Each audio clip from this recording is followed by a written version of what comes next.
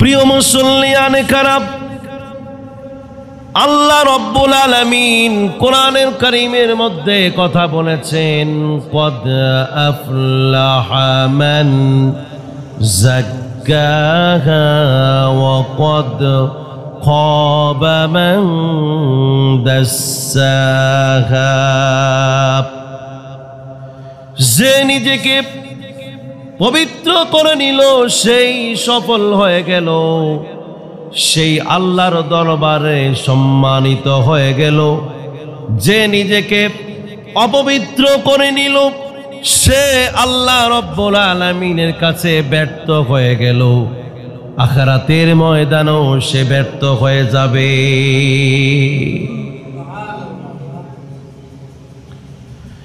আমাদের এই ধর্ম শুধুমাত্র একটা দিক নিয়ে চিন্তা করে না। ইসলাম ধর্ম আমাদেরকে এমন ভাবে পবিত্র করতে চায়, এই শারীরিক পবিত্রতা, মানসিক পবিত্রতা, আত্মার পবিত্রতা, সম্পদের পবিত্রতা, জায়গা জমিনের পবিত্রতা, আমাদের জীবনকে পবিত্র করবার জন্য ইসলাম আমাদেরকে হুকুম করেছে। আল্লাহর দরবারে একমাত্র পবিত্র আত্মাই আল্লাহর দরবারে পৌঁছবে। সুবহানাল্লাহ। আল্লাহ রব্বুল আলামিন বললেন, কিয়ামতের ময়দানে এমন কিছু পবিত্র আত্মাকে দয়া করে, মহব্বত করে আল্লাহ নিজেই ডাক দিবেন। আল্লাহ পাক বলেছেন, ইয়া আইয়াতুহান নাফসুল মুতমাইন্নাহ ইরজিই ইলা রাব্বিকি রাদিয়াতাম মারদিয়াহ ফাদখুলি ফি ইবাদি ওয়াদখুলি জান্নাতি। আল্লাহ বলবেন, হে পবিত্র আত্মা, তোমার রবের দিকে তুমি দৌড়ায় আসো। আর আমি তোমাকে হুকুম করলাম, যাও আমার প্রিয় বান্দাদের মাঝে তোমরা শামিল হয়ে যাও, আর তোমাদের জন্য প্রস্তুত করা জান্নাত রেখেছি, তাতে তোমরা প্রবেশ করে নাও। প্রিয় ভাইরা আমার, আল্লাহ রব্বুল আলামিন পবিত্রতা জিনিসেই তিনি কবুল করেন, কারণ আল্লাহ রব্বুল আলামিন নিজেই পবিত্র। ইন্নাল্লাহা তাইয়িবুন, আল্লাহ নিজেই পবিত্র, আর তিনি পবিত্রতাকেই ভালোবাসেন। এই জন্য আজ থেকে আমি আর আপনি প্রতিজ্ঞা করি, আমরা তো নামাজ পড়ি, আমরা তো রোজা রাখি, আমরা তো আল্লাহ রব্বুল আলামিনের হুকুম আহকাম পালন করি, সাথে সাথে নিজে ওযু করার মাধ্যমে নিজের শরীরটাকে আজ থেকে পবিত্র বানায়া নেই। কারণ আল্লাহ রব্বুল আলামিন যুগে যুগে নবী রাসূলদেরকে প্রেরণ করেছেন। ও নবী রাসূলরা, যাও আর আমার প্রিয় বান্দাদেরকে তোমরা পবিত্র জাতি হিসেবে গঠন করে নাও। আল্লাহ রব্বুল আলামিন বলেছেন, ওয়াল্লাযী বা'আসা ফিল উম্মিয়িনা রাসূলুম মিনহুম ইয়াতলু আলাইহিম আয়াতিহি ওয়া ইউযাক্কিহিম। যাও, আমি তোমাকে আমার বান্দাদের মাঝে আমি প্রেরণ করে দিলাম, রাসূল হিসেবে প্রেরণ করলাম। যাও আমার কিতাব তেলাওয়াত করে তাদেরকে শোনাও, আর তাদেরকে পবিত্র বানায়া পেল, পবিত্রতার জন্য তাদেরকে বলে দাও। সুবহানাল্লাহ, জোরে কোন সুবহানাল্লাহ। এই পৃথিবীর বুকে একমাত্র দুটা জিনিস মানুষকে পবিত্র করতে পারে, একটা হলো পানি, আর একটা হলো মাটি। সুবহানাল্লাহ। মানুষকে পবিত্র করতে পারে দুইটা জিনিস, একটা হলো পানি, আরেকটা হলো মাটি। এই পৃথিবীকে হিসাব করলে দেখা যাবে 3 ভাগেই পানি আর 1 ভাগ হলো মাটি। এই জন্য মাটির চাইতে পানি দিয়া পবিত্র অর্জন করলে সেই পবিত্রতা আল্লাহ রাব্বুল আলামিনের কাছে সবচাইতে গ্রহণীয় হয়ে যায়। এই জন্য ওযু করাটা পানি দিয়া করে, গোসলটাও পানি দিয়া করা, সব পানি দিয়েই পবিত্র অর্জন করা হয়। আর যদি কোথাও আটকে পড়ে যায়, যদি পানি না পায়, তাইলে মাটির হুকুম দেয়া হয়েছে তায়াম্মুমের মাধ্যমে নিজেকে পবিত্র করে নাও। তোমার আত্মা আর আল্লাহ রাব্বুল আলামিনের সাথে কানেকশন হয়ে যাবে। এই দেহের সাথে আল্লাহ রাব্বুল আলামিনের একটা কানেকশন হয়ে যায়। আল্লাহর সাথে অপবিত্র অবস্থায় কখনোই আল্লাহ রাব্বুল আলামিনের সাথে কোনো কানেকশন যোগাযোগ করা যায়। নামাজ পড়ি, যোগাযোগ কার সাথে? কোরআন শরীফ পড়ি, কার কথা পড়ি? কাবা শরীফে যাই, সেখানে কার ঘর? আমরা যে মসজিদে আসলাম, কার ঘরে আসলাম? আল্লাহ রাব্বুল আলামিনের সাথে একরকম কানেকশন করতে হলে বলে, যদি তুমি কোরআন তেলাওয়াত করো তাইলে তুমি ওযু করে তারপরে কোরআন তেলাওয়াত তোমার জন্য হুকুম দেওয়া হয়েছে। নামাজ যখন পড়বা আগে তুমি ওযু করো, আগে পবিত্র হয়ে নাও, তারপরে তুমি নামাজ আদায় করো। এখন যদি বলি নামাজের বাইরেও যদি আমি আল্লাহর সাথে কানেকশন করতে হয়, তাইলে আমাকে আপনাকে ওযু করে গোসল করে পবিত্রতা অর্জন হতে হবে। আপনি আজ থেকে 1 সপ্তাহ ট্রেনিং দেন, প্রশিক্ষণ দেন ওযু করার, শুরু করে দেন যে আমি ওযু করে থাকবো। 1 সপ্তাহ করেন, 2য় সপ্তাহ দেখবেন আপনার ওযু না করলে ভালো লাগবে না। আপনি ওযু বিহীন মনে হয় যেন পাগলের মতো আপনার লাগে। আমরা প্রতিদিন গোসল করি, করি কিনা? আমরা প্রত্যেক দিন গোসল করি। একদিন যদি গোসল বাদে থাকি, পরের দিন মনে হয় সব নষ্ট হয়ে যায়। এর মানে কি? মানে হলো যে আমরা প্রতিদিন আমাদের অভ্যাস কি করা? গোসল করা। গোসল করি বিদায় একদিন গোসল না করলে আর ভালো লাগে না। আপনিও শুরু করে দেন যে আমি আজ থেকে ওযু করে থাকবো, তাইলে পরের সপ্তাহে দেখবেন আপনার কাছে ওযু ছাড়া ভালো লাগবে না। আরো 1 সপ্তাহ যদি আপনি করেন, আর একটু সাধনা করেন, দেখবেন যে আপনার ওযুটাই আপনার প্রিয় হয়ে গেছে। আল্লাহ রাব্বুল আলামিন আপনার প্রিয় হয়ে গিয়েছে। সুবহানাল্লাহ। প্রিয় ভাইয়েরা আমার, ও প্রিয় ভাইয়েরা আমার, আল্লাহ রাব্বুল আলামিন এই পানিকে বানাইছেন অনেক কিছুর জন্য বানাইছেন। পানি দিয়া অনেক কিছু হয়, তবে পানি দিয়া আবার ওযু করারও বিধান রেখেছেন। সুবহানাল্লাহ। পানি উপকারী জিনিস। আল্লাহ রাব্বুল আলামিন বললেন, ওয়া আনজালনা মিনাল মুসিরাতি মাআন সাজ্জাজা লিনুখরিজা বিহি হাব্বান ওয়া নাবাতা ওয়া জান্নাতিন আলফাফা। এই পানি জমিনের জন্য নাজিল করেছেন বিধায় জমিনে গেলে দেখা যায় জমিন উর্বর হয়ে গেছে। এই পানি যদি সমুদ্রের মধ্যে থাকে, সমুদ্রের পানি উর্বর হয়ে গেছে। এটা যদি আমি আর আপনি যদি এখন ক্ষেত খামারের মধ্যে যাই, গিয়া দেখেন যে ধান গাছ রোপণ করেছেন আপনারা, ওই ধান গাছের চেহারা কেমন হয়ে গেছে। সুবহানাল্লাহ বলেন। কত সুন্দর হয়ে গিয়েছে, সেই ফসল ফলাদি কত সুন্দর হয়ে গেছে। আর আল্লাহ রাব্বুল আলামিন বললেন, আমি এই পানি জমিনের জন্য নাজিল করেছি বিধায় জমিনের চেহারা পাল্টে গেছে। আর আমি এই পানি মানুষের জন্য তৈরি করেছি কেন? দেখেন আল্লাহ রাব্বুল আলামিন বললেন, ওয়া ইউনাজ্জিলু আলাইকুম মিনাস সামাই মাআন লিইউতাহহিরাকুম। আমি এই পানি মানুষের জন্য এই জন্য নাজিল করেছি যাতে তাদের অপবিত্রতা দূর হয়ে পবিত্র জাতিতে পরিণত হয়ে যায়। নারে তাকবীর। তাফসিরুল কোরআন মাহফিল। প্রিয় ভাইরা আমার, তাহলে মানুষের জন্য যে পানি নাজিল করা হলো, শুধু পানি খাবে না, শুধু পানি খাওয়ার জন্য নয়, এই পানির মাধ্যমে মানুষ পবিত্র হয়ে যায়, ওযু করার মাধ্যমে, গোসল করার মাধ্যমে মানুষের দেহের একটা পরিবর্তন হয়ে যায়। প্রিয় ভাইয়েরা আমার, যদি পানি না পাওয়া যায়, আল্লাহ রব্বুল আলামিন মাটির হুকুম করেছেন। মাটি শুধুমাত্র পবিত্রতার জন্য নয়, অন্য কিছুর জন্য মাটি নাজিল করা হয়েছে। মাটি বানানো হয়েছে, মাটি দিয়া মানুষ বানায়। কি বানায়?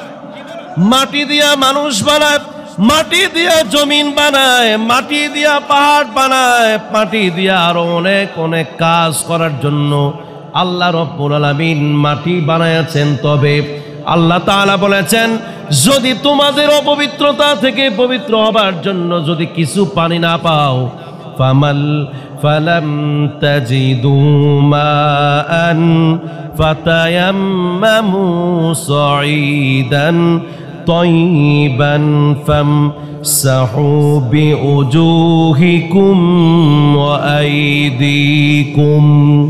তাইলে পানি না পেলে আরেকটা উপায় আছে, সেটা হলো যে মাটি তৈরি করেছি, এই মাটির উপরে একবার হাত দিয়া, হাতটা একটু ঝাড় দিয়া, একবার এই পুরো হাতকে একবার মাসে করলাম, দুই হাত একবার মাসে করে, আরেকবার মাটি মধ্যে হাত মেরে হাতটা আবার পরিষ্কার করে পুরো চেহারাটা আরেকবার যদি এইভাবে পুরো চেহারাটা একবার যদি মাসে করে দেয়, তাইলে তার ওযু হয়ে গেল, তার গোসলও হয়ে গেল।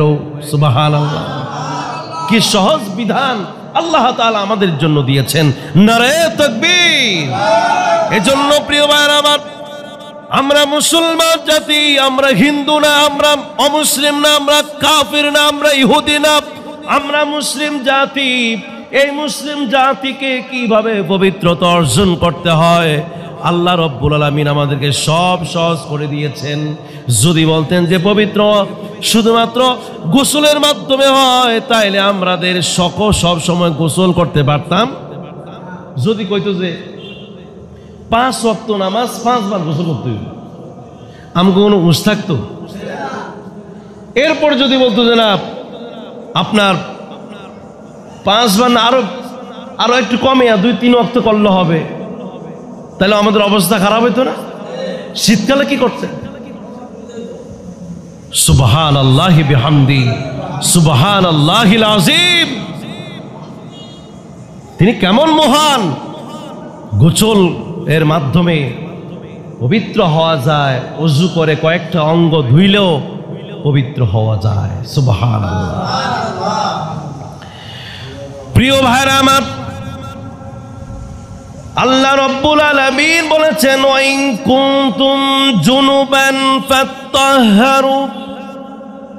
যদি তোমরা জুনুবি হয়ে যাও, যদি তোমরা বেশি অপবিত্র হয়ে যাও, স্ত্রীর কাছে যাওয়ার পরে যদি গোসল যদি ফরজ হয়ে যায়, তখন তোমাকে গোসল করে পবিত্রতা অর্জন করে নিতে হবে।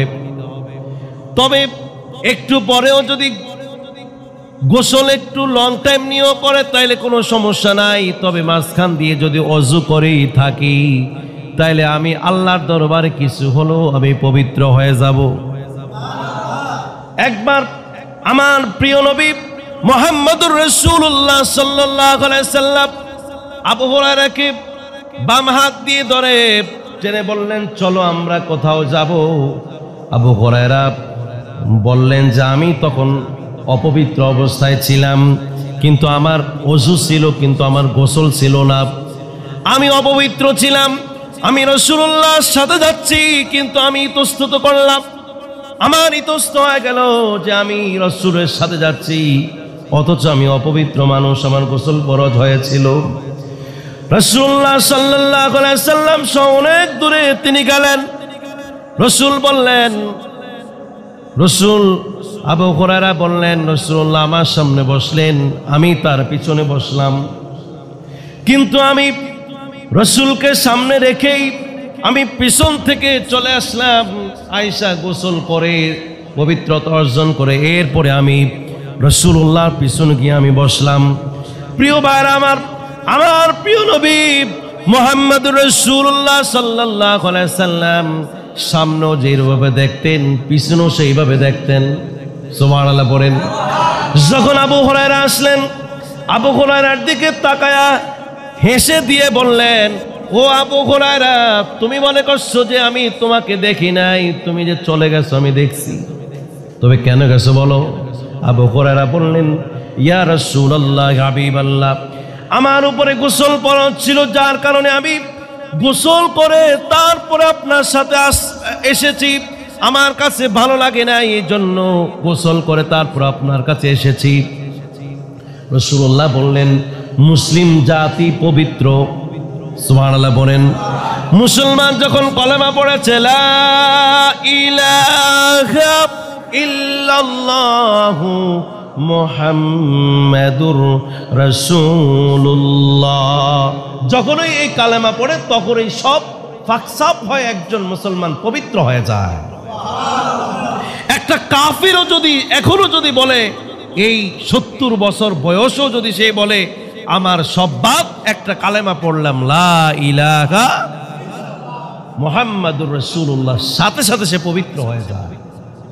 সুবহানাল্লাহ বলবেন না? আমরা এই যে ফেসবুকে দেখলাম যে ভারতের এক নায়ক, তামিল নায়ক, সে এতদিন আপনার ছবি টবি শুটিং মুটিং করতেন, আমরা দেখেছি যে এই গত কয়েকদিনের মধ্যে সে কালেমা পড়ে মুসলমান হয়েছে। তাহলে ওই নায়ক এখন আর সে হিন্দু নাই, অপবিত্র নাই, সে আজ থেকে পবিত্র হয়ে গিয়েছে। বললেন আবু হুরায়রা, রে মুসলিম জাতি অপবিত্র হয় না, কারণ তার এই কলবটা কালেমার কারণে পবিত্র হয়ে গেছে। ওযু করে থাকলো কোনো সমস্যা নেই, একটু পরে গোসল করলে অসুবিধা না। ইসলাম আমাদেরকে সহজ করে দিয়েছেন, তবে সাথে সাথে গোসল করাটাই হলো উত্তম। এই জন্য আল্লাহ রাব্বুল আলামিন বললেন, ও মুসলিম জাতি, তোমাদেরকে পবিত্র করবার জন্য আমি পাঠিয়েছি। যদি তোমরা জুনুবি হয়ে যাও, সাথে সাথে শরীরটাকেও তুমি পবিত্র করে নাও। আল্লাহু আকবার। এরপর আল্লাহ রাব্বুল আলামিন বললেন, ওয়া ইন কুনতুম মারদা আও আলা সাফারিন আও জাআ আহাদুম মিনকুম মিনাল গায়িতি আও লামাসতুমুন নিসা, যদি তুমি অসুস্থ হও, এই আয়াতের একটু ব্যাখ্যা শুনেন। যদি তুমি অসুস্থ থাকো, তাইলে তোমাকে আমি হুকুম করলাম তুমি তারপরেও পবিত্র অর্জন করতে হবে। সেই অসুস্থের সময়, সফরের সময় মানুষের কষ্ট হয়, তারপরও কষ্টের সময়ও তাকে পবিত্র অর্জন করার জন্য আল্লাহ তাআলা হুকুম করেছেন। যদি কেউ বাথরুম থেকে মিনাল গায়েব, শৌচাগার থেকেও যদি আসে, আসার পরেও নিজেকে পবিত্র করবার জন্য আল্লাহ তাআলা হুকুম করেছেন। ভাইরা, বাথরুমে যান, সেখানে গেলেও তো পবিত্র অর্জনের আমাদের কিছু হুকুম আছে। ঢিলা কুলুপের ব্যবহার আছে না নাই? ওগুলি করলে নিজের শরীর যেরকম পবিত্র হয়, আমার আধ্যাত্মিক শক্তি, ইমানি শক্তিটাও পবিত্র হয়ে যায়। সুবহানাল্লাহ বলেন, কন্যা সুবহানাল্লাহ। এখন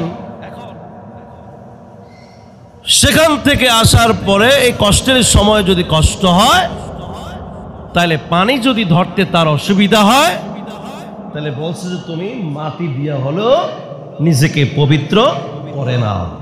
কারণ কি জানেন? আল্লাহ তাআলা বলেছেন, ফীহি রিজালুন ইউহিব্বুনা আন ইয়াতাতাহহারু ওয়াল্লাহু ইউহিব্বুল মুত্তাহহিরিন। এখানে তায়েফবাসীদের, সম্ভবত তায়েফবাসী, তাদের প্রশংসা করলেন আল্লাহ তাআলা। কেমন প্রশংসা? এরা যে এত পবিত্রতার ব্যাপারে এত সতর্ক থাকতেন, তাদের মতো অন্য সাহাবারা অত বেশি সতর্ক থাকতেন না। তারা শৌচাগার, বাথরুমে যাবার পরে, ঢিলা নেবার পরে আবার পানিও ব্যবহার করতেন, দুটাই ব্যবহার করতেন, মাটিও পানিও। কন্যা সুবহানাল্লাহ। আল্লাহ প্রশংসা করে বললেন যে আমি তাদেরকে ভালোবাসি। এজন্য ভাইরা আমার, আল্লাহর এক ওলি আল্লামা সমরকন্দি রহমতুল্লাহ আলাইহি, যিনি তামবিহুল গাফিলিন কিতাবটি লিখেছেন, ওই তামবিহুল গাফিলিন কিতাবের লেখক আল্লামা সমরকন্দি রহমতুল্লাহ আলাইহি, ওই আল্লাহর ওলি যদি কোথাও তিনি যাইতেন, সফরে যদি তিনি বের হতেন, সাথে করে তিনি ঢিলা কুলুপ নিয়ে বের হতেন। মাটির ঢিলা যেগুলো বহন করা বহুত কষ্ট, মাটির ঢিলা নিয়ে যাইতেন। সার্গিদরা বলতেন, ও আল্লামা, আপনি এত কষ্ট করে এই মাটি বহন করেন কেন? আপনি তো ওই জায়গা গিয়া ওই মাটি পাইতেন, তারপর আপনি ব্যবহার করতে পারতেন, মাটি নেন কেন? আল্লামা সমরকন্দি রহমতুল্লাহ আলাইহি বললেন, ওরে আল্লাহর বান্দারা, আমি আল্লাহর জমিনে প্রস্রাব করব, এরপরে আমি নিজে পবিত্র হব আরেকজনের জমির মাটি দিয়া।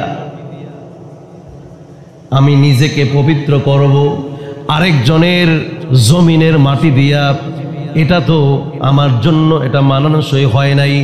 এই জন্য আমার কষ্ট হলেও আমি নিজেকে পবিত্র করবার জন্য নিজে ঢিলা নিয়ে যেতাম আর নিজেকে আমি পবিত্র করে নিতাম। কি ত্যাগ স্বীকার যে করেছেন! আল্লাহ তাআলা কেন যে তাদেরকে ভালোবাসেন! আল্লাহর জন্য যদি আমরা হয়ে যাই, আল্লাহ রাব্বুল আলামিন আমাদের জন্য হয়ে যাবেন। এজন্য প্রিয় ভাইরা আমার, পানিও যদি না পায় তায়াম্মুম করে তারপরেও নিজেকে পবিত্র রাখবার জন্য আল্লাহ রাব্বুল আলামিন আমাদেরকে হুকুম করেছেন। ও ভাইরা, আপনারা কেন বুঝেন না? আমরা যখন মারা যাই, মারা গেলে যখন আমাদেরকে কবরে রাখে, কবরে যাওয়ার আগে কি ওযু গোসল করায় কিনা? কথা কয় না, করতে হয় কিনা?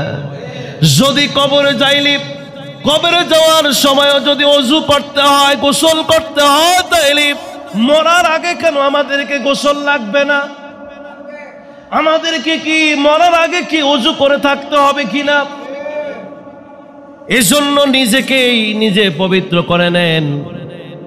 আল্লাহ রাব্বুল আলামিন আমাকে আপনাকে অত্যধিক ভালোবাসবেন। আল্লাহু আকবার। এজন্য ভাইরা আমার, আয়েশা সিদ্দিকা রাদিয়াল্লাহু তাআলা আনহা রাসূলুল্লাহকে জিজ্ঞেস করলেন, ইয়া রাসূলুল্লাহ, ইয়া হাবিবাল্লাহ, আপনি যে বলেন আপনার উম্মতদেরকে কিয়ামতের দিন হাসরের ময়দানে বেছে বেছে এনে আপনি সুপারিশ করবেন, আমার এটা মাথায় ধরে না, আপনি আমার জ্ঞানে ধরে না, আপনি কিভাবে চিনবেন? কারণ আপনার উম্মত একজন নয়, দুইজন নয়, আপনার ইন্তেকালের পরও কিয়ামত পর্যন্ত অনেক উম্মত থাকবে। আপনি কিভাবে আপনার এই লক্ষ লক্ষ কোটি কোটি মানুষদের থেকে বাছাই করে করে আপনার উম্মতদেরকে আপনি কিভাবে চিনবেন?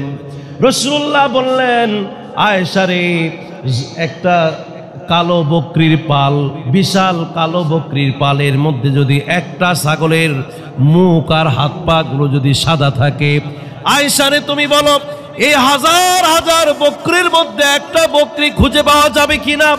আয়েশা বললেন, ইয়া রাসূলুল্লাহ, ইয়া হাবিবাল্লাহ, অবশ্যই অবশ্যই ওই ছাগলটাকে বের করা কোনো অসুবিধা হবে না।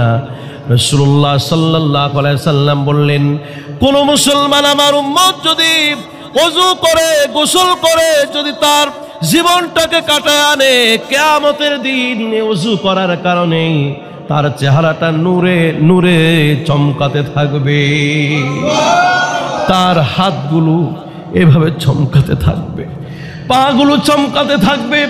আমার রাসূল ওই ওযুকারীর ওযুর চিহ্ন দেখে দেখে আল্লাহর দরবারে বলবে, আল্লাহ, একমাত্র এই ওযু করার বিধান আমার উম্মতদেরকে দিয়েছো, এই যে দেখা যায় আমার উম্মত। আল্লাহু আকবার। প্রিয় ভাইরা আমার, বাছাই বাছাই করে আব্দুল্লাহ বলে ডাক দিবে, আমার নাম আমার বাপের নাম বলে ডাক দিবে, আর তাদেরকে বলবে, অন্য হাদিসের মধ্যে আল্লাহ রাব্বুল আলামিন এই কথা বলেছেন, ইন্না উম্মতি ইউদআউনা ইয়াওমাল কিয়ামাতি গুররাম মুহাজ্জিলিন কিয়ামতের ময়দানে আমাদেরকে গুররাম মুহাজ্জালিন বলে ডাক দিবে। আল্লাহু আকবার। আমাদের নাম হবে গুররাম মুহাজ্জিলিন। গুররাম মুহাজ্জিলিন, গুররাম মুহাজ্জিলিন যখন ডাক দিবে, যারা জীবনে ওযু করে জিন্দেগিটা কাটিয়ে নিয়েছে তারাই সেদিন বলবে যে হাজির, লাব্বাইক লাব্বাইক।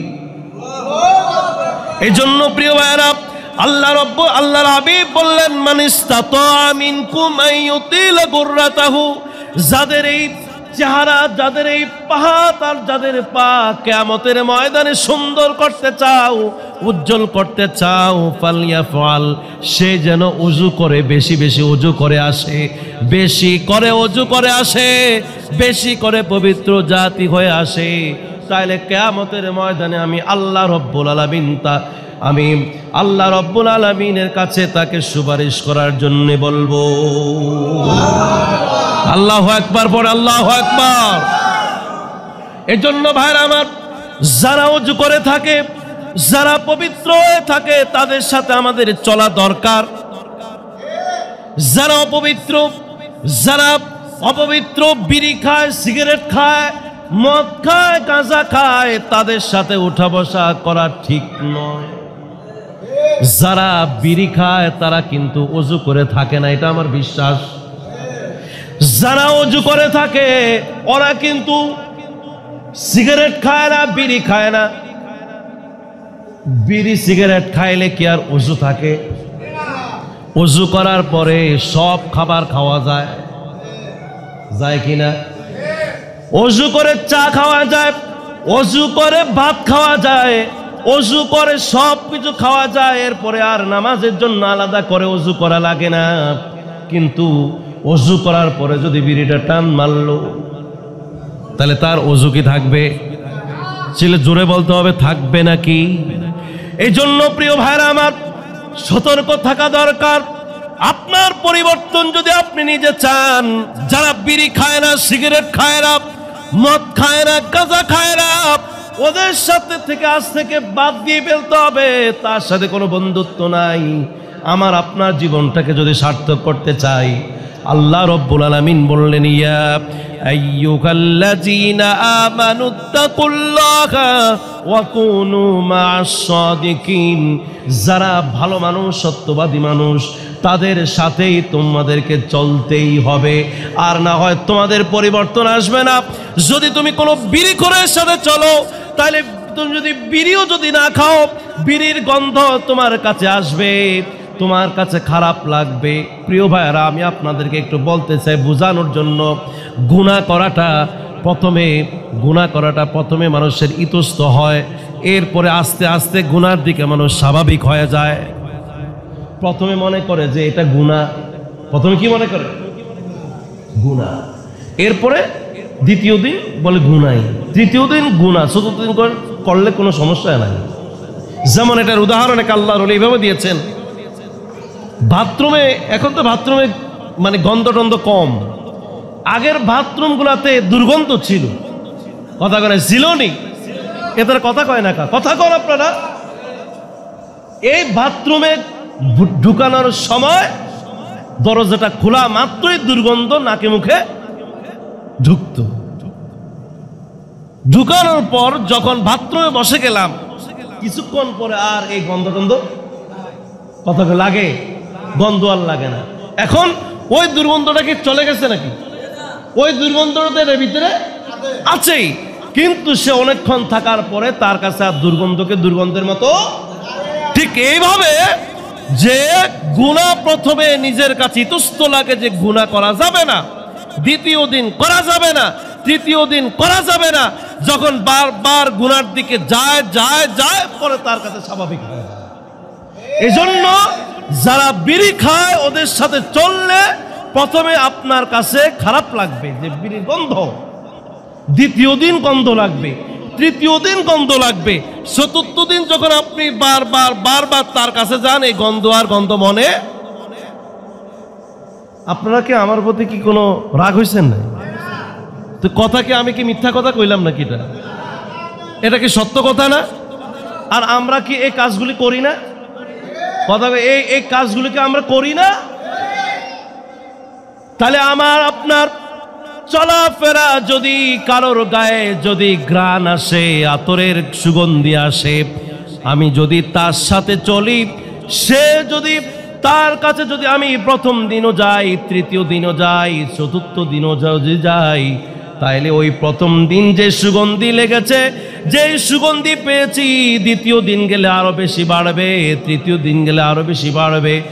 আর যদি আমি তাদের সাথে আজীবন যদি চলাফেরা করি, তাইলে কোনোদিন সুগন্ধি বাড়বে না, বরং ওই লোকটার সাথে সাথে থাকতে থাকতে নিজের থেকেও সুগন্ধি বের হয়ে যাবে। নারে তাকবীর! এজন্য যারা পবিত্র মানুষ, তাদের সাথে আমাদের উঠা বসা করা দরকার। কথা কি বুঝছেন? আল্লাহর হাবিব বললেন, যেখানে গুনাহ হয়, ইস্তিমাউল মালাহি মাসিয়াতুন ওয়াল জুলুসু ফিহা ফিসকুন ওয়াত তালাজ্জুজু বিহা কুফরুন। আল্লাহর হাবিব বললেন, এরকম গুনাহের কাজ শোনা, এটা হলো গুনার কাজ, আর সেই মজলিসে বসাটা হলো পিসিকি ফুসিকি কাজ। আর যদি সেখানে বসে যদি স্বাদ নেওয়া হয়, তাহলে এটা কুফরি হয়ে যাবে। যেখানে সিগারেটের আড্ডা হয়, যেখানেই হোক না কেন, দোকানে হোক, বাড়িতে হোক, যেখানেই হোক না কেন, আমরা মুসলমান জাতি, সেখানে আমাদের জন্য বসাটা হবে গুনাহ। কি হবে বলেন? আপনারা কেটে বিশ্বাস করেননি, এবং কিন্তু আমরা বিশ্বাস করি, কিন্তু আমরা সেটা আমল করি না। বরং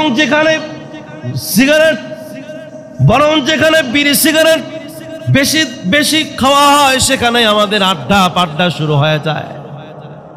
সাথে চাও খায়, বিড়িও খায়, পানও খায়, বিড়িও খায়, পানও খায়।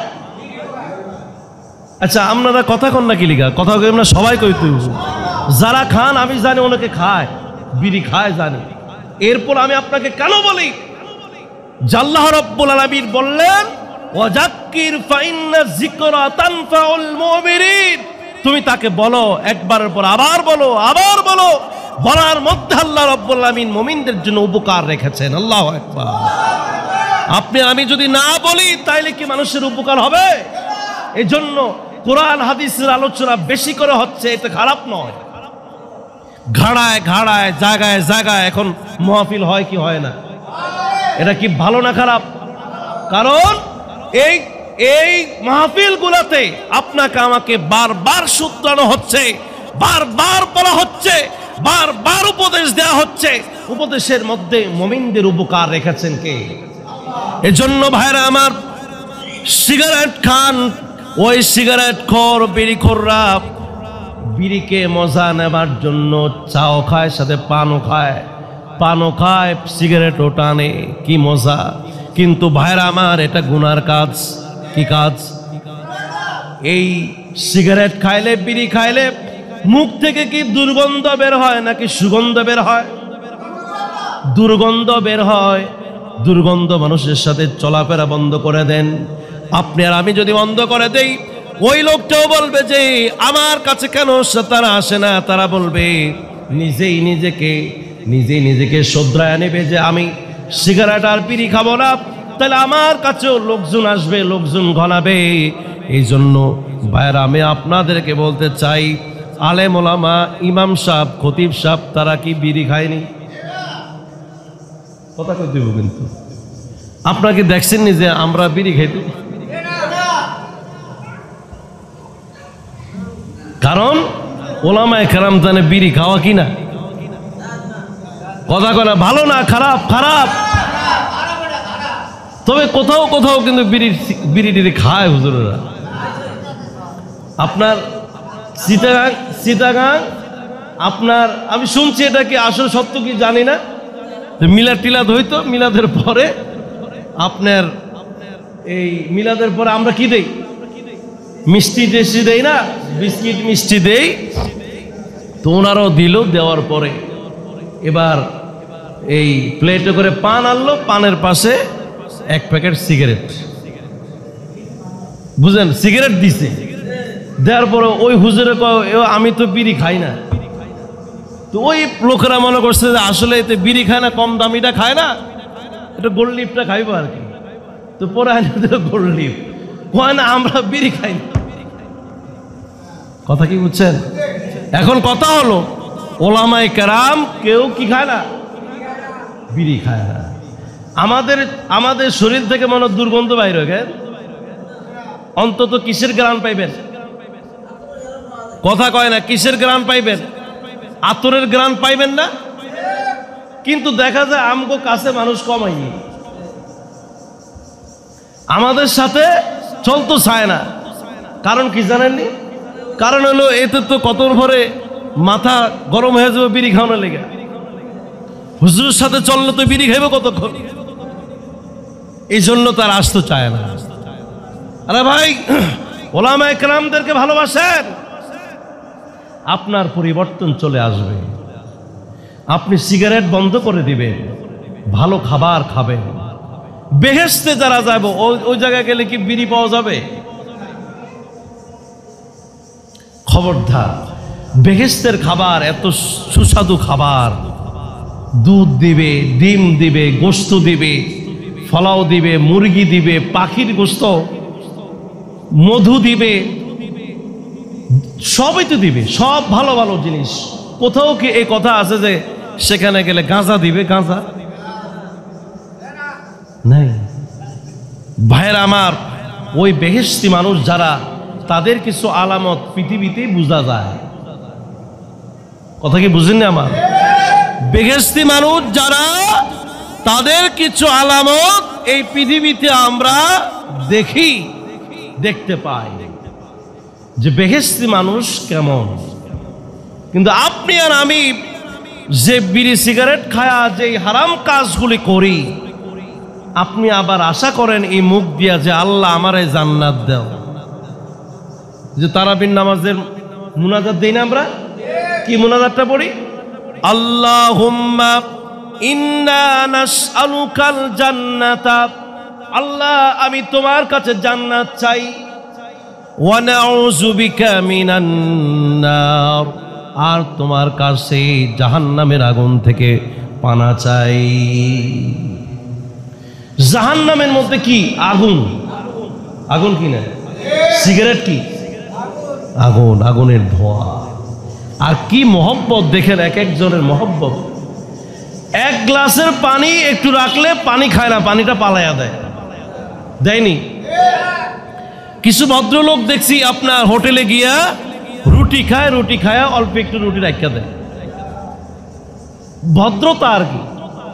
কিন্তু এই ভদ্রটা যদি দেখি বন্ধু বন্ধু মিল্লা যখন সিগারেটটা খায়, ও যেই মুখ দিয়া আপনার সিগারেট খাইছে ওটাই দিয়া কয় বন্ধু তুমি একটা টান দাও, সেখানে আর ভদ্রতা নাই। সেখানে একবারে সিগারেটের শেষ নিঃশ্বাস পর্যন্ত তারা টানতে রাজি আছে। কথা কয় ঠিক কি না কম? এগুলা কি ভালো? ভালো এগুলি ভালো না। এজন্য ভাইরা আমার, নিজের পরিবর্তন আনতে হলে যারা ওলামায়ে কেরাম রয়েছেন, আপনারা তাদের সাথে চলাফেরা করেন, তাদের কথা শুনেন, তারা যেইভাবে বলে ওইদিকে যান।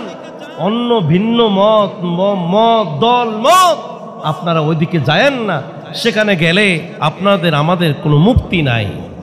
কি নাই? মুক্তি নাই। এজন্য ভাইরা আমার, সর্বশেষ আমি অনেক কথা বলে ফেললাম।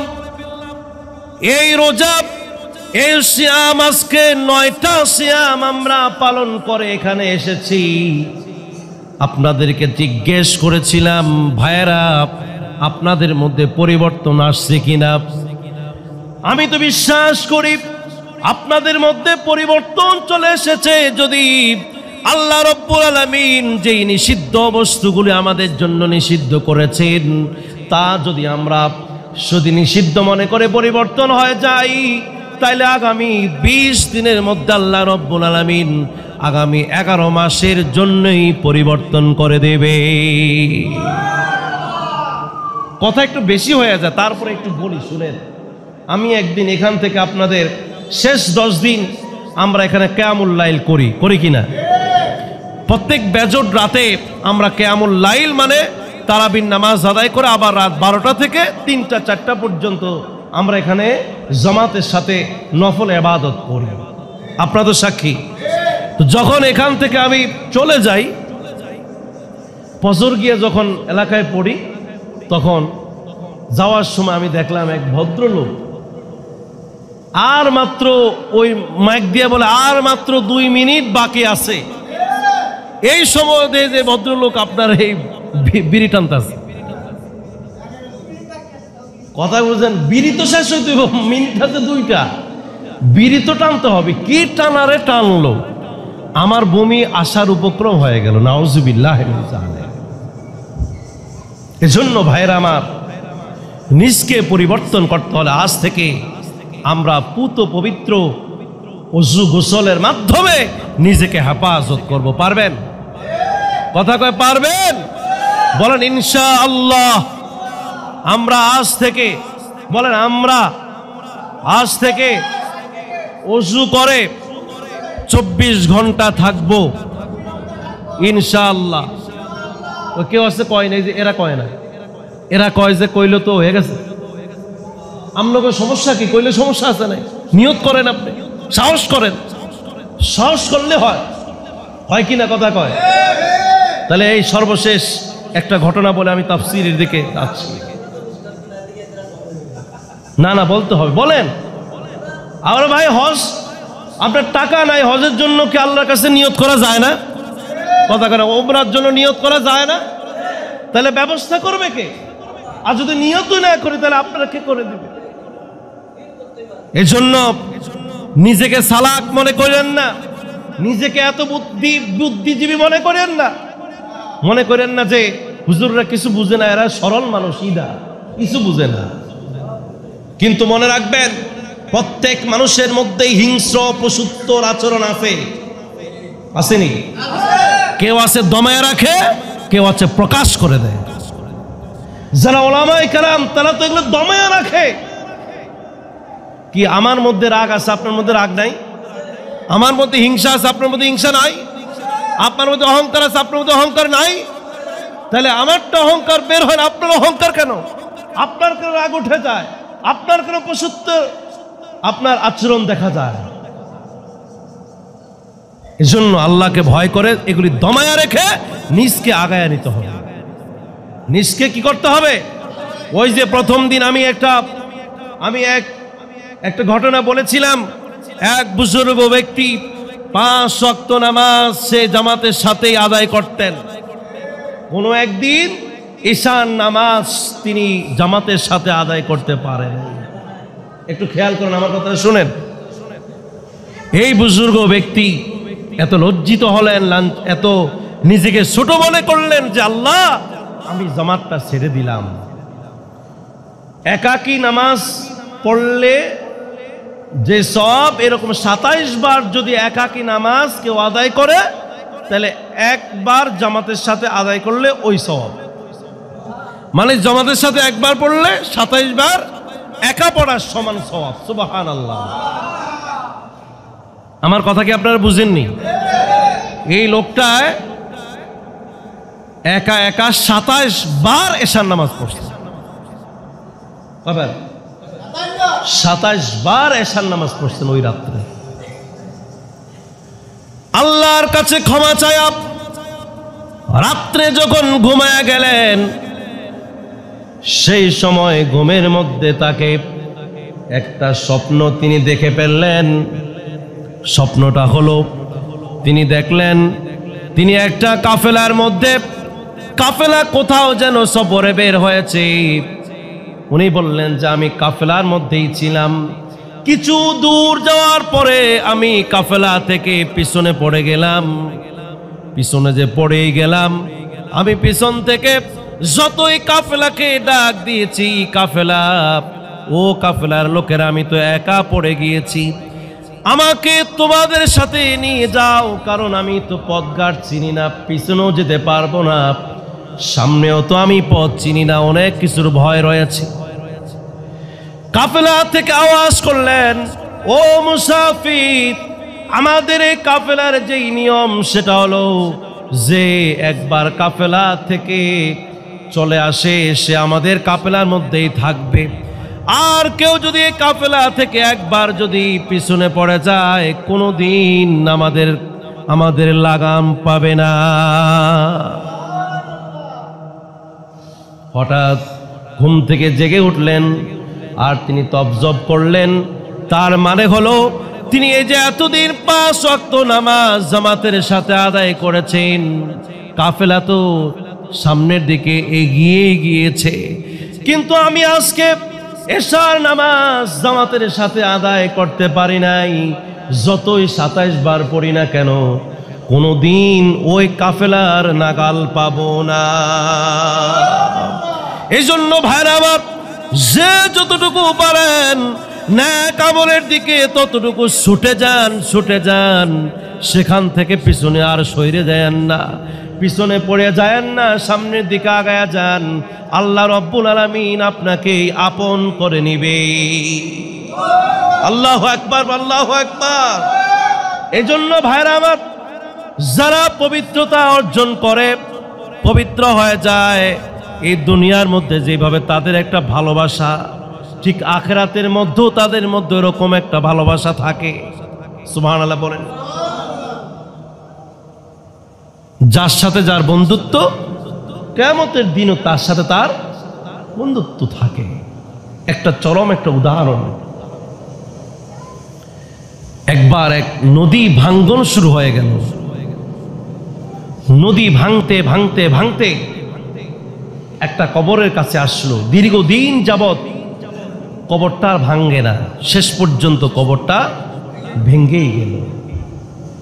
এখান থেকে একটি লাশ বের হয়ে গেল, কাফনের কাপড়ও ঠিক আছে, তাজা একটা লাশ সাগরের মধ্যে ভাসতেছে। এটা ভাসতেছে, কিন্তু এটা কোনো দিকে আর যায় না, সামনেও যায় না, পিছনেও যায় না। এই নদী ভাঙ্গন আরো যখন সামনের দিকে ভাঙছে ভাঙছে ভাঙছে, প্রায় ধরেন অনেক দিন যাবত এই লাশটা ভাসমান অবস্থায় ছিল। এরপর নদী ভাঙতে ভাঙতে যখন আরো সামনে গেল, আরো কবরস্থান ভেঙ্গে যখন সামনের দিকে যাচ্ছে, তখন কিছু দূর যাবার পরে, আমার কথাকে একটু মনোযোগ দেন, কিছু দূর এই নদীটা ভাঙ্গার পরে আবার আরেকটা কবরও ভেঙ্গে গেল। ভেঙ্গে যাওয়ার পর সেখান থেকে আরেকটা লাশও বেরিয়ে আসলো। ওই লাশটা সেখান থেকে ভাসতে ভাসতে আগের যে লাশটা যেখানে ছিল ওই লাশটার কাছে আসার সাথে সাথে দুইটা লাশ একসাথেই ডুবে কোথায় যেন চলে গেল।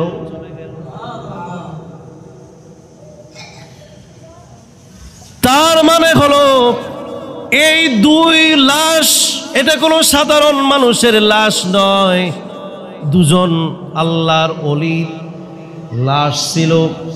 প্রথম লাশটা ডুবে যায় নাই, কারণ হলো তার সাথে ওই আল্লাহর ওলির সাথে কবরের মধ্যে কানেকশন ছিল। আল্লাহু আকবার পড়ে, বন্ধুত্ব ছিল। এই লাশটা যখন বের হয়ে গেল, ওই বন্ধু বলল যে তুমি অপেক্ষা করো, আমরা একসাথে এসেছি, একসাথেই আমরা ডুবে যাব। প্রিয় ভাইরা আমার, সেখানে একজনের লাশটা ছিল, কাফনের কাপড় পুরোটাই সাদা ছিল, আরেকজনের কাফনের কাপড়টা কাদা কাদা দিয়ে একটু ময়লা ছিল।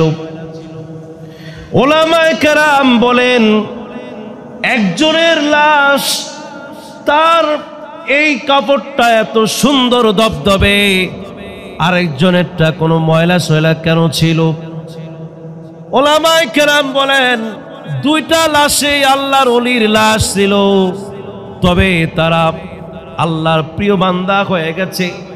তবে দুইজনের মধ্যে পার্থক্য হলো, যেই লাশটা ধবধবে সাদা, ওই আল্লাহর ওলি আজীবন পর্যন্ত মৃত্যু পর্যন্ত ওযু করে পবিত্র ছিল। সুবহানাল্লাহর আওয়াজ আরেকটু বাড়ান, কোন সুবহানাল্লাহ।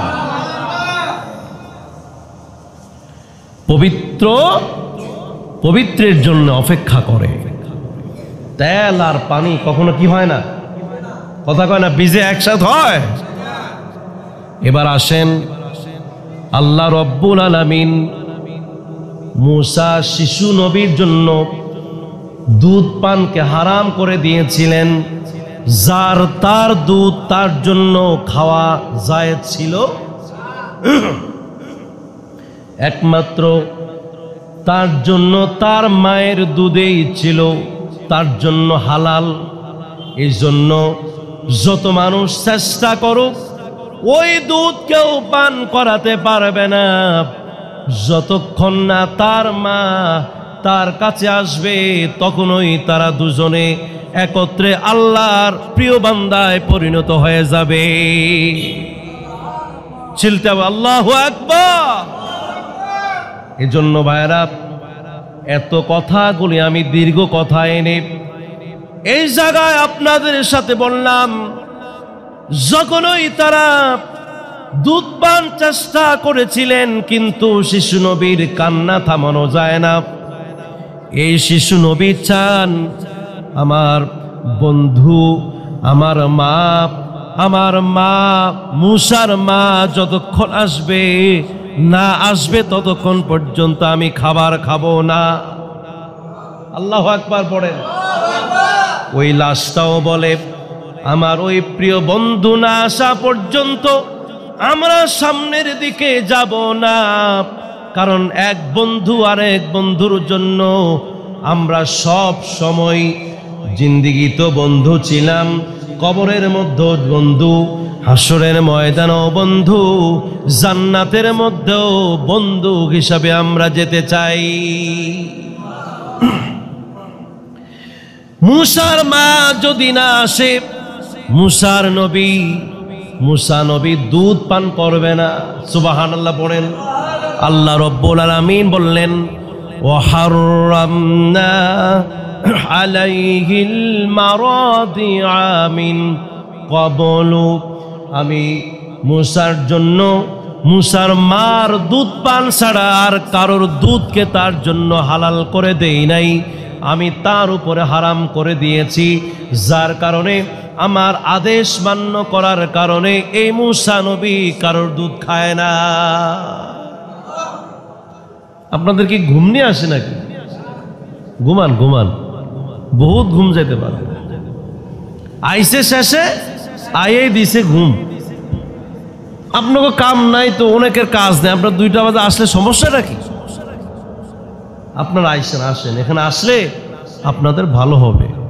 আমরা যে কথাগুলি কই এগুলি কিন্তু কোনো বানোয়াটি কথা না, এই কথাগুলি আমারও কোনো কথা না, কোরআন হাদিসের কথা। এর বাইরে একটা কথাও কি হয়েছে এই পর্যন্ত? প্রিয় ভাইরা আমার, মূসার বোন মরিয়ম বললেন, আমি তোমাদেরকে এমন একজন ধাত্রীর খবর দিতে পারি যেই ধাত্রী দুধ পান করালে পান করবে। فقالت هل أدلكم على أهل بيت يكفلونه لكم وهم له ناصحون। যা আমি তোমাদেরকে এমন এক ধাত্রীর কথা বলতে পারে যিনি দায়িত্ব নেবেন এবং দুধও পান করাবেন, কোনো অসুবিধা হবে না। সুবহানাল্লাহ। সবাই অনেক বাক বিতণ্ডতার পরে, অনেক কিছু জিজ্ঞাসাবাদ করার পরে শেষে বলছে, ঠিক আছে, তোমার সেই ধাত্রী তুমি নিয়ে আসো। তার মাকে নিয়ে আসলেন। আল্লাহ তাআলা বললেন, فرددناه إلى أمه, আমি আল্লাহ রব্বুল আলামিন মানুষের অজান্তে, মানুষ যা জানে না, মানুষের অজান্তে, মানুষের অগোচরে আমি এমন এক বুদ্ধি খাটায়া দিলাম যাতে করে মুসার মা মুসা নবীকে দুধ পান করাতে পারে। মুসার মা যখন শিশুকে কোলে নিলেন, কোলে নেওয়ার সাথে সাথে শিশুর কান্না বন্ধ হয়ে গেল। এমনকি ক্ষুধার্ত মানুষের ক্ষুধার সময় যেইভাবে খাবার খায় ওই রকম ক্ষুধার্ত মানুষের মতো শিশু মুসা নবী মায়ের দুধ পান শুরু করে দিলেন। নারে তাকবীর। আল্লাহ রাব্বুল আলামিন বললেন কায়তা কররা আইনুহা, দুধ পান করে শিশুই শুধুমাত্র তার খিদা মিটায় না, দুধ খাইলেই শুধু শিশুর কান্না থামে না, দুধ খাইলে পরে মায়ের কষ্টটাও পর্যন্ত দূর হয়ে যায়। সুবহানাল্লাহ পড়বেন না? আপনারা কথা বললেন না, কথা বললে বাইরে, কথা বললে আমার অন্যদিকে খেয়াল চলে যায় আর আবেগ চলে আসে না। এজন্য ভাইরা আমার, দুধ খাইলে শিশুর শুধু ক্ষুধা মিটে না, বরং মায়ের মহব্বত দয়া চক্ষু পর্যন্ত শিথিল হয়ে যায়, মন জুড়িয়ে যায়, মায়ের ভালো লাগে, মায়ের আদর মহব্বত ভালোবাসা সন্তানের উপর বেড়ে যায়, মায়ের মুখে হাসি চলে আসে। শিশু যদি অসুস্থ থাকে মায়ের ঘুম নাই, এখন যদি সন্তান দুধ খায় মায়ের ঘুমও ঠিক মতো হয়ে যায়। সুবহানাল্লাহ পড়েন। আল্লাহ তাআলা এই কথা বললেন কায়তা কররা আইনুহা, এই যে একদিন দুদিন তিন দিন পরে যে যতক্ষণ পর্যন্ত সন্তান কাছে ছিল না মায়ের মনটা অস্থির ছিল, স্থির ছিল না। আল্লাহ রাব্বুল আলামিন বললেন মায়ের কোলে যখন সন্তান চলে আসলো মায়ের কলিজাটা পর্যন্ত ঠান্ডা হয়ে গেল। ওয়ালা তাহজানা, চিন্তাও দূর হয়ে গেল, টেনশনও দূর হয়ে গেল। টেনশন ছিল সন্তানকে ফেরাউন জবাই করে ফেলবে, কিন্তু যা বোঝা যায় ফেরাউন এখন সন্তানকে আদর করে, বরং রাজ দরবারের সকল মানুষ জানে সন্তান এখন রাজপুত হয়ে গেছে। মুসার মা মনে করতেন এই মুসা হলো সাধারণ ঘরের মানুষ, আর আল্লাহ রাব্বুল আলামিন বলে দিলেন এই মুসা হবে এখন রাজ দরবারের রাজপুত। সুবহানাল্লাহ। আমি মনে করি একরকম, আল্লাহ মনে করে একরকম। আমি যদি আল্লাহর দিকে এক হাত আগাই, আল্লাহ রাব্বুল আলামিন বান্দার দিকে 10 হাত আগায় আসেন। মুসার মা মনে করেছেন একরকম, মুসাকে বানায় দিলেন আর একরকম। আল্লাহু আকবার। এজন্য আল্লাহ রাব্বুল আলামিন বললেন ওয়ালা তাহজানা, শুধু মন জুড়ায় না, শুধু চক্ষু শিথিল হয় না, বরং তার চিন্তাও চলে গেল, টেনশন চলে গেল, পেরেশানি চলে গেল, এখন সে নিশ্চিত হয়ে গেছেন। আল্লাহু আকবার। আল্লাহ রাব্বুল আলামিন বললেন আরো একটা উদ্দেশ্য রয়েছে, ওয়ালি তাআলামা, সে যেন জানে আন্না ওয়াদাল্লাহি হাক্কুন, আল্লাহর ওয়াদা সত্য। আল্লাহর ওয়াদা কি? আবার বলতে হবে আল্লাহর ওয়াদা কি? আল্লাহ রাব্বুল আলামিন সিয়াম পালন করার জন্য বলেছেন, ওয়াদা দিয়েছে মুত্তাকি হবে, বুজুর্গ হয়ে যাবে। যদি আমাদের রোজা যদি সেই মোতাবেক হয় আমরা সবাই বুজুর্গ হবই, ঠিক কিনা বলেন? আর যদি আমার বিশ্বাস কম থাকে, আর যদি আমার বিশ্বাসের ঘাটতি থাকে, তাইলে আমরা মুত্তাকি হব না। এই জন্য আল্লাহ রাব্বুল আলামিন বললেন তার কোলে তার সন্তানকে পাঠায়া দিয়া এই কথা আমি তাকে বিশ্বাস করে দিলাম যে আল্লাহর ওয়াদা সত্য। ওয়ালাকিন্না আকসারহুম লা ইয়ালামুন। কিন্তু অধিকাংশ মানুষ জানে না যে আল্লাহর ওয়াদাটা কেমন। আমরা যদি জানতাম তাইলে কি আমরা আল্লাহর হুকুম লঙ্ঘন করতাম? আমরা কি শয়তানের হুকুম মানতাম? কিন্তু আমরা আমাদের বিশ্বাস কম দেখে আমরা মনে করি দুনিয়াই আমার আসল ঠিকানা। না, এই পৃথিবীতে যেভাবে ঘর বানান, আখিরাত ওইভাবে আপনাকে একটা ঘর বানায়া থাকতে হবে।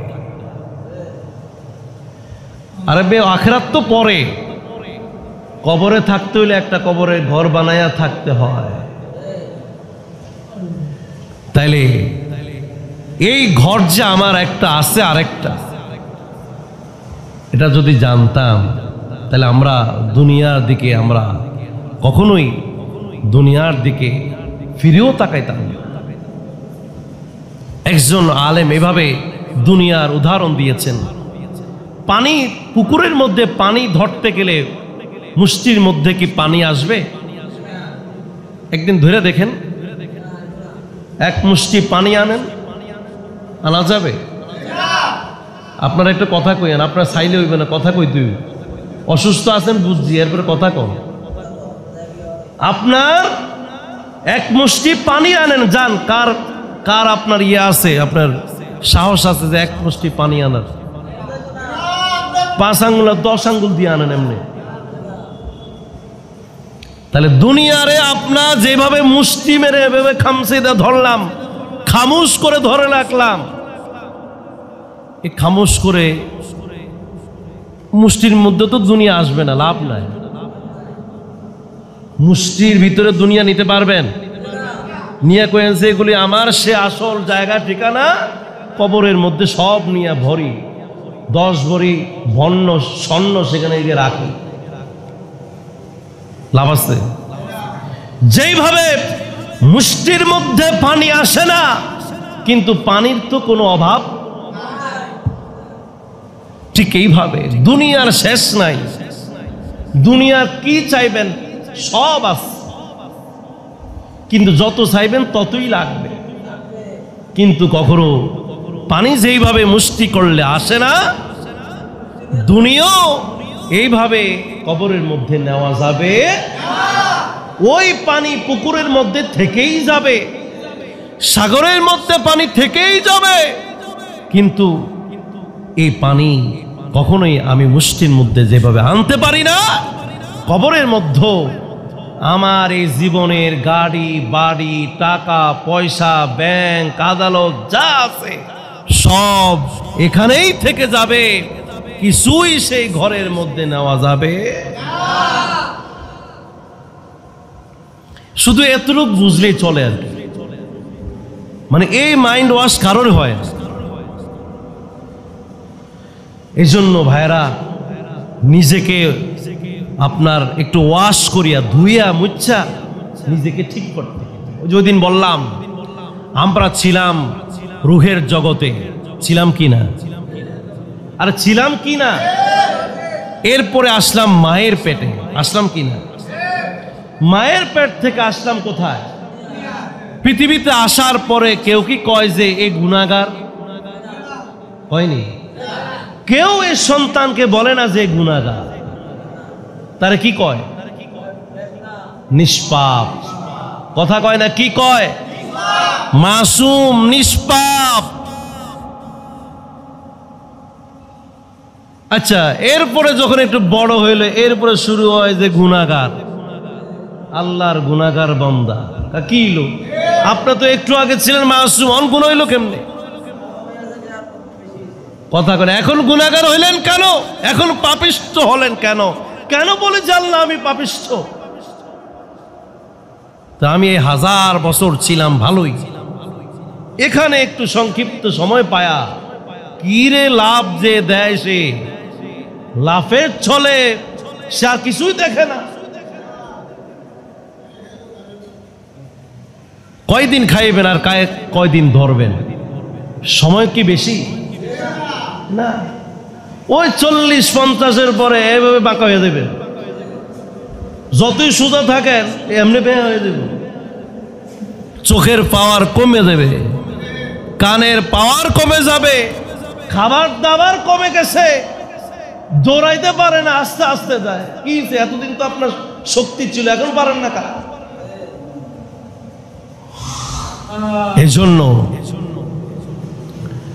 এজন্য ভাইরা আমার, যদি জানতাম যে আমি বুড়ো হয়ে যাব, তাইলে জোয়ানকালে এই শয়তানিটা করতাম। যদি জানতাম কবরে গেলে হলদ খাইতে হবে, তাইলে কিন্তু অন্যায় কাজ করতাম না।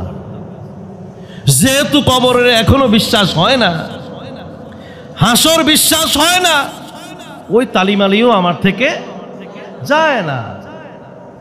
এই জন্য প্রিয় ভাইয়েরা, ওলামায়ে কেরাম আপনাদেরকে জান্নাতের দিকে ডাকছে। আসেন আসেন, আমরা সবাই জান্নাতে যাই। ওলামায়ে কেরাম বলে না যে আসো জাহান্নামে যাই, এ কথা কয় না। আপনাদেরকে ডাকে মুয়াজ্জিন সাহেব, ফজরের আগে ডাকে আল্লাহু আকবার, হাইয়া আলাস সালাহ। আসেন ও সমাজের মুসল্লিরা, ও মানুষেরা, আল্লাহর বান্দারা, আসেন আল্লাহর দিকে আসেন, জান্নাতে যাই। আমি একা যাই না, একা যাব না, আপনাদেরকে সঙ্গে করে নিতে চাই। ওলামায়ে কেরাম আপনাদেরকে বলে না, আপনাদের মাথায় বাড়ি দেয় না। ওলামায়ে কেরাম বলে যে আমি একা একা জান্নাতে যেতে চাই না, তোমাদেরকে সঙ্গে করে আমি নিজে তোমাদেরকে নিতে চাই। কেন বুঝছেন না আপনারা? এগুলি বুঝেন, আমল করেন, লাভ হবে, লাভ হবে। ব্যবসার আইডিয়া সবাই দেয় না। এই যে যারা, এই যে রফিক ভাই ব্যবসায়ী মানুষ, যে লাভটা ব্যবসার মধ্যে করে, ফাঁক ফোকর যদি আম করে কইয়া দেয়, এই ব্যবসা থাকবো? আমরাও তো আবার ব্যবসা আরেকটা দিয়ে বসবো, কথা কয় না। ব্যবসায়ীরা কিন্তু আপনার ব্যবসা জানে দেখে ব্যবসা দেয়, ব্যবসা করে, কথা কি বলছেন? কিন্তু কারোর কয়ে দিলে যে আপনার ব্যবসা করেন, এ কথা কয় না। কারণ কইলে কি হয়, তার বেচা কিনা কমবো না, কথা করে। আমি কি মিছা কথা কইলাম নাই? জিজ্ঞান আপনি। উনি চায় যে এই বাজারের অন্য দোকানদার সব শেষ হয়ে যাক, নিজে ধাও, চায়নি। কিন্তু ওলামায়ে কেরাম যে ব্যবসার কথা কই, আমরা যত ফাঁক ফোকর আছে সব বলে দিই যে আপনিও ব্যবসা করেন। আমরা দুনিয়ার ব্যবসার কথা বলি না, ঠিক কিনা বলেন? আখিরাতের ব্যবসার কথা বলি। ব্যবসার ফর্মুলা আইডিয়া আপনাদেরকে দেয়, এইভাবে ব্যবসা করেন, কিয়ামতের ময়দানে আপনাকে লাভবান করবেন আল্লাহ তাআলা।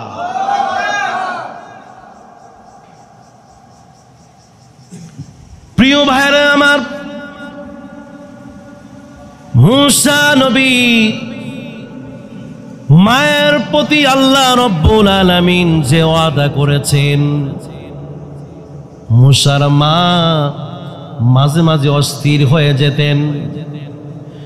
না জানি আমার সাথে আমার খোদা যেই কথা বলেন, ফাও ফাও তো হতে পারে যে আমার খোদায় বলেছেন যে আমার শিশু আমার কোলে পাঠায়া দিবেন, নাও তো আসতে পারে। মানুষকে এমন ভাবে দুর্বল ভাবে বানানো হয়েছে, মানুষ মনে করে অস্থির হয়ে যায়। ঠিক এই অস্থিরতাকে বিশ্বস্ত করবার জন্য মায়ের কোলে শিশু নবীকে পাঠায়া দিয়ে কথা জানায়া দিলেন, ও মূসার মা, তোমাকে আমি আমার ওয়াদা বরখেলাপ না করে ওয়াদা পূরণ করে দিলাম। যাও, তোমার শিশু নিয়ে তুমি এখন কলিজা ঠান্ডা করে তুমি স্থির হয়ে যাও।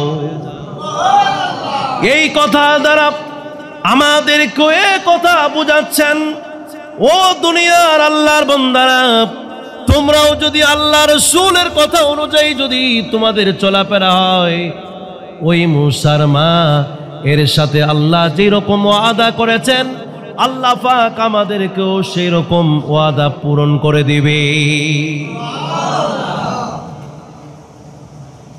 বলেছেন যাকাত দেবার জন্য, দান সদকা করবার জন্য। তখন টাকা গয়না গয়না বাইর করে, কথা বলছেন, এমনি বাইর করিয়া দেখা যায় ছোট্ট নোটটা কই আছে, খুঁজতে খুঁজতে অনেক দেরি হয়ে গেছে, এরপরও 2 টাকা নোটটা সিরা, ছোটর মধ্যে যেটা কি সিরা সিরা। আল্লাহ আপনাদের বিচার করুক আর কি। সিরাটা বাইর করিয়া এরপরে দেয়, মনে করে একটা জরিমানা। আরে ভাই, এই আপনারা যে আল্লাহ তাআলা যে আপনারা যে টাকা ইনকাম করলেন, এগুলো কে দিছে? তখন তো হিসাব করলেন আল্লাহ, আপনার গণ্যা গণ্যা দেন। তখন আল্লাহ দিছে কেমনে? বেগাইরি হিসাব, হিসাব ছাড়া, হিসাব ছাড়াই দেওয়া হয়েছে। চোখ একটা হইলেই চলতো, চোখ দিছে কয়টা? কান একটা হইলেই চলতো, কান দিছে কয়টা? আল্লাহ রব্বুল আলামিন 32টা দাঁত দিলেন, একটা জিহ্বা দিলেন। এইভাবে একটা হাত হলে চলতো, 2টা হাত দিলেন কেন? 2টা পা দিলেন কেন? চিকিৎসা ডাক্তারদেরকে জিজ্ঞাসা বলেন, ও ডাক্তাররা, আমার শরীরের মধ্যে যে বাল্ব কয়টা প্রয়োজন? বলে যে একটা। কয় আছে কয়টা? কয় আছে 2টা। সুবহানাল্লাহ। তোমার রগ দরকার একটা, রগ দিছে 2টা। ডাবল ডাবল যেখান তোমার প্রয়োজন নাই, কিডনি একটা হইলেই চলে, তোমাকে কিডনি দেয়া হয়েছে কয়টা? সবই 2টা 2টা করে তোমাকে দেয়া হয়েছে। তুমি কেন আল্লাহর দিকে যখন তোমাকে ওয়াদা দেয়া হয়েছে দান সদকা করলে তোমার ইনকাম বাড়বে, ইনকাম বাড়বে, তুমি এটা বিশ্বাস না কইরা বরং তোমার ইনকাম কমানোর জন্য তুমি নিজেই কার্পণ্য আর বখিলি করো। ঠিক কিনা কোন? বখিলি করলে আপনাকে আল্লাহ তাআলা বখিল করে দিবেন, আল্লাহ আপনার ব্যাপারে কার্পণ্য হয়ে যাবে। আল্লাহর ওয়াদাকে বিশ্বাস করতে হবে। এই রোজাদার, এক এক রোজাদারকে ইফতারি করালে সব না গুনাহ? সব নেই। একজনও কি খাওয়াইছেন একজন আরেকজনের? কথা কয় নাকি? সমস্যাটা কি? টিয়া পয়সা নাই নাকি? টাকা পয়সা কি নাই? আল্লাহর হাবিব বলেছিলেন, একজন রোজাদারকে যদি রোজা ইফতারি করাও তাইলে তোমাকে ওই রোজাদারের পুণ্য সওয়াব তোমাকে দেয়া হবে, যাকে খাওয়াইবা তার সওয়াব কমানো হবে না, তোমাকে ক্ষমা করে দিবেন। এই যে সওয়াবের কথা বললো, কই আমরা তো খানানোর বেলা নাই। গরিব সাহাবারা বললেন, ইয়া রাসূলুল্লাহ, ইয়া হাবিবাল্লাহ, আমাদের তো সামর্থ্য নাই একজন রোজাদারকে ইফতারি আর সাহরি খাওয়ানোর জন্য। নবীজি বললেন, মাযাকাত লাবানিন আও শারাবাতিন আও মাইন, তুমি কি এক পেয়ালা পানি কাউকে খাওয়াইতে পারবা না? তুমি কি একটা খেজুর কাউকে দিতে পারবা না? তুমি কি এক পেয়ালা দুধ কাউকে খাওয়াইতে পারবা না? যদি তুমি এইভাবে ইফতারি করাও তাইলে তোমাকে আল্লাহ রব্বুল আলামিন ওই রকম সওয়াব দেবে। কার্পণ্য কইরেন না। প্রিয় ভাইরা আমার, গরিবদেরকে যাকাতের টাকা দেবার জন্য বলেছেন। ধনীরা এসে দেয় যাকাতের লুঙ্গি। কি দেয়? আরে ভাই, মানুষ শুধু লুঙ্গি পরে, পাঞ্জাবি পরে না? সব মানুষের কি লুঙ্গি দরকার নাকি? গামছার দরকার নেই? গামছা দরকার আছে নি? টুপির দরকার আছে নি? মহিলারা শুধু যাকাতের শাড়ি পরবো কি? আপনার যাকাতের বোরকা নাইও? ইফতারি যে মানুষের দেয় শুধু বুট মুড়ি কি ইফতারি? কেন যেই লোকটার ইফতারি আপনি দিছেন, এই যে বুট মুড়ি, আপনার চিনি সিডা, ওই লোকটারা আরেক লোক আয়া একই জিনিস দিছে। তো বেহান রায় চারির সময় কি আপনার এই বুট দিয়ে নি চারি খাইব? কথা কয় না, বুট দিয়ে নি খাইব? বাট্টাত কি খাইব না? কই আপনি 1 কেজি গোস্ত দেন, বেটা গোস্ত দিয়ে খা। এক লোকে দুধ খাইতে পারে না মাসে একদিনও, এই লোকের 1 কেজি দুধ কিনা দেন আপনি, কি আপনার সব হইতো না? শুধু বুট মুড়ির ভিত্তি কি আপনার এই সব? আমার কথা কি বুঝেননি আমরা? এরপরে দেখবেন যে কিছু কিছু বড় লোক আছে, এরা এই গাছের আগায় আগায় দেখবো যে কোন আগা একটু পরিষ্কার আছে, নিজের ছবিটা টাঙ্গায়া তবে ঈদ মুবারক লেখবো নিও, এই সময় হয়ে আইছে আর কি। মানে শুধু ঈদটা হেতের, আর কেউ ঈদ না। আমরা যারা রোজা রাখলাম আমগো ছবি তো উপর উঠলো না, ঘটনা কি? সারা মাস রোজা রাখলাম, ইমাম সাহেব খতিব সাহেব, আমরা আমগো ছবি উঠে না মানে মাথার উপরে। আর হেতেরা কলিমুল্লাহ সলিমুল্লাহ টিয়া পয়সা কিছু হয়েছে, এখন ছবি উঠে গেছে কোথায়? গাছের আগায়। আরে তোমার কি উদ্দেশ্য এটা জানা আছে? তুমি মনে করছো যে তুমি চালাক? হ্যাঁ, মানুষের হাইকোর্ট দেখাও, এই আন্দারে হাইকোর্ট মানুষ বুঝে, কথা কয় না? বাচ্চা বাচ্চা লোকেরা দেয়, বাচ্চা বাচ্চা ওই যে এ হলো আরেকার লোক, এটা তেমন যাবে না, দ্বিতীয় আমার লোকের দিতে দেয়নি, এভাবে দেয় যে এ আমার লোক না, লোক হলো এর দিলে আমার উপকার হইব। জাকাত কি এই দান সৎকার কি উপকার হলে নি দেয়? মানে নিজের উপকারের জন্য, মানে নিজের সুবিধার জন্য কি দেয় নাকি? নিজের সুবিধার জন্য দেওয়া ঠিক না। আর যে দেয় নিজের সুবিধার পাওয়ার জন্য দেয়, দেয়নিও দেয়। আল্লাহ তাদেরকে হেদায়েত করুক, কারণ আল্লাহুম্মা আমিন। যাকাতের বিধান দেওয়া হয়েছিল একজন গরিবকে স্বাবলম্বী করে দেওয়ার জন্য, কিন্তু এই গরিব বুট মুড়ি পাইতে পাইতে এটি কেউ কিনবো না। আর যে শাড়ি আর লুঙ্গি তো এগুলো দিয়ে সব দেয়, আসমান যা আছে সব দেয়া যায়। এখনকার মানুষ এরকম এই লুঙ্গি টঙ্গি পরে, ভালো কিছু পরে এখন মানুষের আজল নাই, আছে নাকি? প্রত্যেকের পকেটে পকেটে টাকা পয়সা আছে না? অতএব ভাইয়েরা, দুঃখ পাইছেন নাকি আমার কথা? আল্লাহ ওয়াদা করছে একরকম, আমরা নিজের সুবিধার জন্য করি আরেক রকম। এই জন্য আল্লাহর ওয়াদা মোতাবেক আমাদের ভাগ্য কখনো পরিবর্তন হয়? তাহলে আমাদের ভাগ্য কি করতে হবে? কথা করে পরিবর্তন করতে হবে নিও। মুসার মা মুসাকে পেয়ে গেছেন, আল্লাহ যেভাবে বলেছেন বিসর্জন করে, ত্যাগ স্বীকার করে, চুলার আগুনের মধ্যেও পর্যন্ত দিয়া তারপর ওই ছেলেকে ফিরিয়ে পেয়েছেন, সাগরের মধ্যে বিসর্জন দিয়েছেন, তারপর শত্রুর কোলে গিয়েছে, তারপর আশা ছাড়ে নাই যে আল্লাহ পাক আমার আশা পূরণ করবে। শেষ পর্যন্ত আশা পূরণ করে দিলেন, যাও তোমার কোলে দিয়ে দিলাম, তোমার শিশু এখন তোমার কোলে ঘুমায়।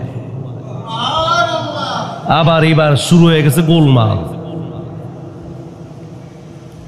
কিরে, কারোর দুধ খায় না, এই মহিলার বুকের দুধ খায়, কোলে আবার ঘুমায়। তাইলে তো এই সন্তানের মাই এই লোক। শয়তানের যত শয়তানি বুদ্ধি আর হিংসুক, যারা হিংসুক কষ্ট কাদের করতে পারবেন নি? যে হিংসা করে তার। ধরেন আমি রফিক ভাইয়ের লোকে আমি হিংসা করি, রফিক ভাই তো পুরা রাত শুধু ঘুমের মধ্যে আছে, কিন্তু আমার তো হিংসার কারণে রাত কি হয় না, ঘুম হয় না। কষ্টটা হইল কারো? হিংসুকে।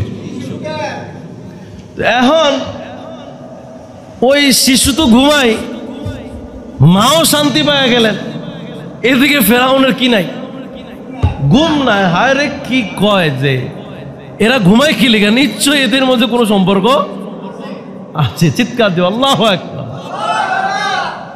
এই জন্য আল্লাহ তাআলা বললেন যে লাহুম আদুওয়ান ও হাসানান, এই সন্তানটা তাদের জন্য একটা চিন্তার দুশ্চিন্তার কারণ হয়ে দাঁড়াবে। মায়ের কোলে আসছে, এখন চিন্তা, না জানি এদের মধ্যে সম্পর্ক, মা ছেলের সম্পর্ক আছে। সুবহানাল্লাহ পড়েন। আল্লাহ যদি এই কথাগুলি না জানিয়ে দিতেন আমরা কি জানতাম? সুবহানাল্লাহ ওয়া বিহামদিহি। প্রিয় ভাইরা আমার, ওদের মধ্যে জ্বালা পোড়া শুরু হয়ে গেল। আল্লাহর দুশমন যারা, তাদের মধ্যে সব সময় জ্বালা পোড়া থাকে। গবেষণা শুরু করে দিল, আর যতই বলে, যতই তারে জিজ্ঞাসাবাদ করবে, কিন্তু হিকমতের সাথে আল্লাহওয়ালারা কথার জবাব দেয়। আল্লাহু আকবার। যদি এখন ওরা আবার চিন্তাও করে, যদি কই যে তোমার মধ্যে কি আবার মা ছেলের সম্পর্ক আছে, এই কথা যদি কইলে যদি মহিলা চলে যায়, তাইলে ফেরাউনের জুতার ফেরাউনের বোর জুতার বাই ফেরাউনে খাইতে হইবে। কথা বুঝেন না আবার? কারণ সব আঞ্জাম দিছে ফেরাউনের বউ আসিয়া। সুবহানাল্লাহ কোন। বরং বউর জারুর বাড়ির খায়াল চাইতে এসব কথা মুখে না আনাটাই কি। তারপরও কেউ সাহস করে জিজ্ঞেস করছে যে সম্পর্কে কম, সম্পর্ক হলো পরের কথা, কি দুধ কি খাওয়াইতাম নাকি চলে যাইতাম? বুঝেন না কথা? কথা ঘুরিয়ে ফিরিয়ে হবে যে আমার সন্তান না, এটা কথা বলা যাবে না, এটা তার সন্তান। কথা হবে কি আসলে কি খাওয়াবো নাকি চলে যাবো? ফেরাউনের স্ত্রী আসিয়া কয় যে কোনো কথা নাই, কথা হবে আজকে রাজদরবার সব তছনছ করে নেব। কথা বুঝেন না? যতই আমনে স্বামী হইয়া যত কিছুই কম, বাড়ির যদি তালিমালি করেন কিন্তু জায়গা কিন্তু বাড়িতে হইব না। বুঝেন না? এই যে বাড়ির তো আইসেন, এই যে কতক্ষণ যে আইসেন, বাড়ি কি আসেনি? হ্যাঁ, এই বাড়িওয়ালি যদি কয় যে আমি বাড়ি রাহুম না, কোনো কথা আসেনি, এনে কোনো প্রশ্ন তো নাই। যতই ফেরাউন খোদা হোক, কিন্তু তার স্ত্রী, বুঝলেন না, তার স্ত্রী, গদি থাকবো না, গদি গরম হয়ে যাবে। অতএব স্ত্রীর কথা কারণে ফেরাউনও একটু দমে গেল, কোনো কথা বলে না। এরপরে বরং এটা না কয়ে উল্টা মুসার মায় কয় যে, মুসার মারে বললেন, ও মহিলা, আমরা চাই আপনারে এই রাজ দরবারে বিশাল এক মেহমানখানা বানায়া দিয়ে আপনি এই সন্তানকে এই বাড়ির থাইকা লালন পালন করবেন। আল্লাহু আকবার। আগামীকালকে কথা হবে যে মুসার মা কি জবাব দিয়েছেন। আল্লাহ পাক আমাদেরকে হায়াতে তৈয়বা দান করো। আল্লাহুম্মা সাল্লি আলা সাইয়্যিদিনা মাওলানা, বন্ধ করে একটু থাকেন, ওয়া আলা